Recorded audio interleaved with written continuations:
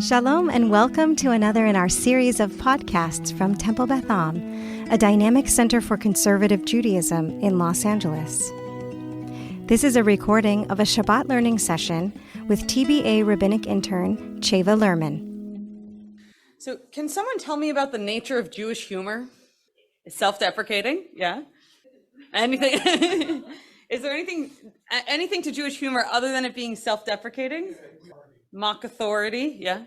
Sarcastic, great, we're gonna come back to that. Anything else? Laughter is the best medicine. Yeah, laughter can take us through some pretty hard times.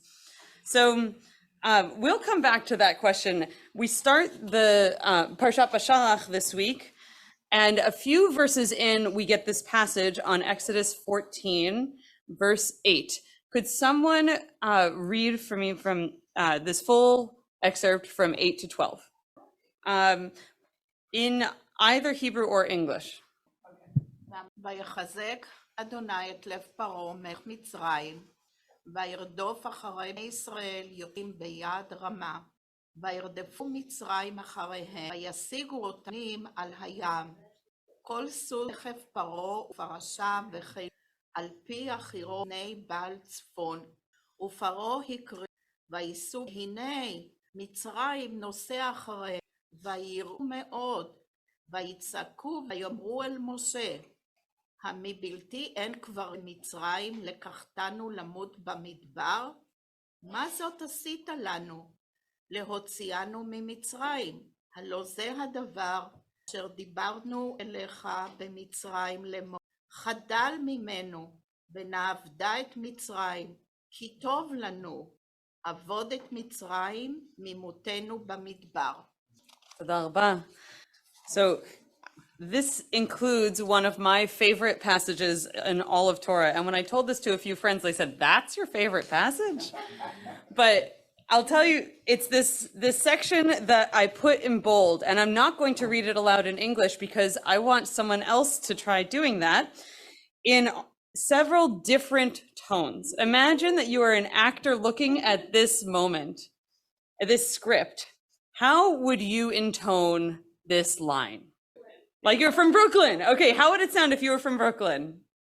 Oh no, for wanton grace of Egypt, like this, really? What? Yeah, you can imagine saying it. What is another way in which you might say this pasuk here? Angrily. What would it sound like if you said it angrily? Was it for want of graves in Egypt that you brought us to die in the wilderness? Yeah, like with like some real frustration there. That was great. Anything else? Yes, Joe. Can you pass the microphone down? Was for want of graves in Egypt that you brought us to die in the wilderness? Like what? What is this? Like what's going on here? Any other thoughts on how this might sound? I heard an Was that? No. Okay. Yes. There's a whole range of Jewish humor. So yeah, and we're not going to talk exclusively about Jewish humor, but I want to tell you this moment, which is in a lot of ways a desperate one, right? The Jews have left Egypt, they've crossed the sea, and God stiffens Pharaoh's heart one more time, and they panic because they see Pharaoh's chariots behind them coming for them across the sea, and they think, we did all of that effort, we made it all of this way just to die in the desert. And they're really scared. But this line is it's not direct, right? It's not just, they're not saying, oh no, we're going to die, God help us. They say it in this way of like, what? For lack of graves in Egypt we came here? We couldn't have died there? So it sounds different. And Robert Alter, the biblical scholar, notes that this is the very first thing we ever hear the people of Israel say in Torah. This is the very first time we hear their voice. Yes, Alan? We haven't gotten there yet. Not 7 Ishmael will come later. So this is the first time we hear them say anything.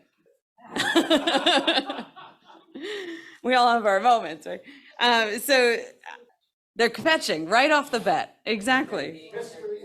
History is made. They're being sarcastic and funny about it, right? Which is why I said we're going to come back to that. But they're also scared out of their minds, right?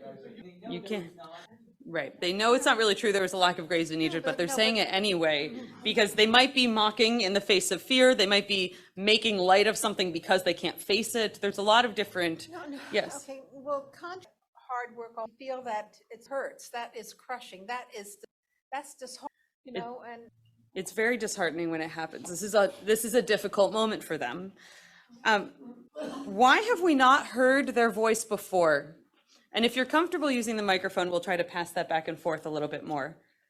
I'm not Can you pass the mic down? using a microphone. They weren't involved. It was between God and Moses. I mean, they were just there, watching the plagues and happy they're not being hit with it. And time to go. But freedom's good. They were celebrating when they made it, and now they're scared. Yeah. I was like, there's a couple of times when we kind of almost hear their voice. So, I mean, the first time is when they cry out to God, right? Like right before, when a pharaoh dies, I think, and there's a new pharaoh, and they cry out to God, and God remembers them, but they don't say any. There's no quote, and there's no sentence there. It's sort of this like mass cry.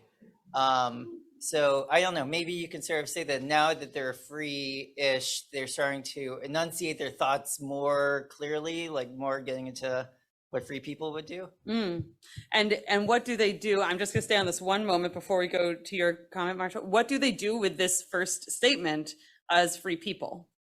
They kvetch. Also, if you turn to the next page, they ask to go back into slavery. Right. Their first statement as free people is to say, please don't make us free people. Right. So we're going to come back to that. Okay. I'm not really sure. I am not really sure if they're kvetching, because if I look at the sentence beforehand, what does it say there? Let me pull it in front of me. Vayira'u ma'od. They were very, very frightened. And then what do they do? Vayitz'aku v'nei Yisrael el Adonai. Then they cried out to God. And then there's a pause, right? No answer. Okay, what are they going to do next? They're going to say, Vayamru el Moshe. Then they go to Moses. Hamibli ein kavarim b'Mitzrayim. Aren't there any graves in Egypt? L'kachtanu lamut b'midbar. This is not a kvetching. This is a moment of absolute fear for them. And right, are they challenging God or Moses' leadership is a good question, which brings us back to Jews can be very anti-authoritarian, right? There is a real question here of I'm struggling with the person or the God that has brought me to this place right now, right? And the commentators really zoom in on a couple of things in this verse. One is that tza'aka to God, that shout to God. Rashi's comment on that pasuk is that was not a yell, it was a prayer. That in this moment of desperation, they turned to the only tool they had at their disposal, which was to pray just like their ancestors had prayed. Rosemary? I'm going to repeat that for the folks on Zoom, that it's kind of a ridiculous question, because if they were really thinking about it, they would realize how all the blessings they've been given by being brought out of Egypt and being free at this point, that God has been holding them and saving them and redeeming them. And right, and the column leading them through the desert is and all they say in this first moment is like, why are we here in the first place? Yeah. We know the sea's about to part, but they don't necessarily know that yet, right? So they might just be confused. Like literally, they took us out of Egypt, all these 10 plagues, it looks like they're going to be safe, but now they're about to die. Like, what was the point of that? They might really just be trying, wondering. Right. Yeah. They're completely scared. They are. So there's this moment in which it seems like they're having a crisis of faith. Would you say that that's a fair assessment of this moment? Yeah. So they're. Yeah. So I don't think they ever. So Israelis are very straightforward. They'll say what's on their minds, which is what they're doing. Yeah. That's an interesting theory. They didn't have faith in the first place. They were freed by God, but there's no opportunity to demonstrate. Oh, let's have one speaker at a time, please. Say that again. There's no point. At no point are they demonstrating faith other than leaving for a bad situation, which is just being smart. Right. So that's a good segue that they weren't demonstrating faith by leaving. On the next page, let's continue. I've included the verses that come immediately after that.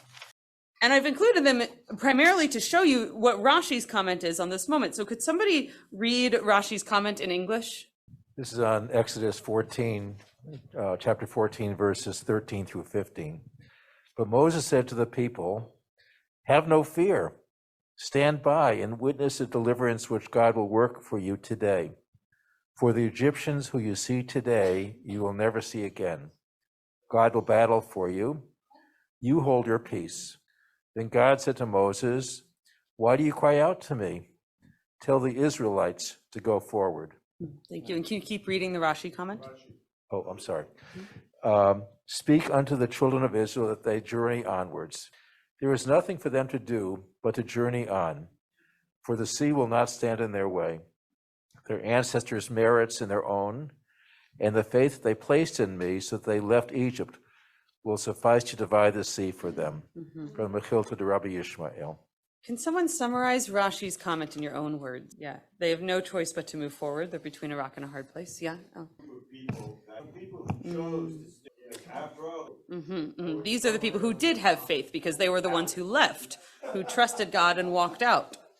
So moving forward here with this, holding this question of what does it mean to have faith or question faith, and how do you show that? Do you show that in your words or with your feet? Rabbi Nathan Lopez Cardozo, who is a modern Orthodox rabbi in Israel, he makes this claim that the history of Jewish people is defined not by its faith or belief, but by its disbelief. That every moment that is important has this moment of a question or a crisis of some. Right. Rambam also, yeah. But Rambam has a little bit of a different view of it. Do you want to say more? Okay, we'll get to Rambam. He is here. So, right, so faith is one thing, but blind faith is something else. And blind faith is not what's being asked of us, even in this moment of walking out of Egypt. Yes, absolutely. So say more about what the role is of belief and faith in Judaism. How do you hold that in your life? It doesn't have to be for you, it's an open question. Faith, yes. Belief, maybe. Might as well have faith. Yeah, holding faith without relying on it. Yes, she was saying that the tradition can hold metaphor very comfortably and is not a literalist tradition that demands our belief at face value of everything that we have written in Torah or in any part of Jewish tradition, right? That there's a flexibility, there's space there for reshaping or a different understanding of what we see. Talmud's a great example. Yeah. Right. Right. Yeah. Now, of course, soon after, as Alan foreshadowed for us, we're going to have the 10 Commandments coming. And the very first thing that's asked of us in the 10 Commandments is possibly, you could interpret it as a statement of faith. Is a demand that we have faith in one God and only one God, and that God is our God, right? And have you ever looked at Rashi's restatement in the Mishnah Torah of this first commandment of the 10 Commandments? So I have the beginning of it on the last page of the source sheet, and Rashi takes his entire introduction of his section Yesodei HaTorah, the foundations of Torah, to be a logical proof, because Rambam, I'm misspeaking, because Rambam was a rationalist and therefore wanted things to be provable. He did not want things to be taken on blind faith. And so Rambam took all of took Torah and everything that it says about God and said, okay, now let me take this and prove to you in a logical function how we can see that God exists. And what's asked of us is not that we have faith, but that we have knowledge, right? And so you see that in this part of his Mishnah Torah, the knowledge of this concept, specifically the first commandment of the 10 Commandments, is a positive commandment. So he's saying the commandment that we are commanded there is not to have faith in some blind truth, but rather just to know that God exists, whether or not we believe or don't believe in God. How do you hold that? How do you reconcile the two parts of that? Yes. Is the microphone near there? Oh, yeah. Sorry. I don't know if this is how Rambam interprets it, but the way I might interpret it is it's about sort of Jewish education. Like I learned about the Exodus from Egypt. We discuss a million times throughout, like every day, every Pesach, everything. And so, like, I guess what it says is, like, I'm the Lord your God who took you out of the land of Egypt, right? So knowing that happened is an integral part of Jewish education. And, whether or not we like deeply believe that or a million other things is maybe not the commandment, but having learned that fact, I guess, or that idea. Okay, thank you. Yeah, Alan? When talking about faith, B'nai Yisrael have just experienced not one, not two, not three, but 10 separate instances of God's presence in doing things that are supernatural, according to the text. These are things that are outside of the norm and that one would not expect to be able to have. And yet, even after experiencing that connection and seeing God's worth right before their eyes and choosing to leave and not staying behind as others did, they still, when they have the midst of trouble, they start trembling. They say, where is God? What's going to happen? We've lost everything. And it's a sense of, well, he did it before, God did it before to help us, but now we're on our own. But not when so many of us say, well, how can I believe in God? What has God, done for me? How can I haven't seen God's work, God's handiwork necessarily.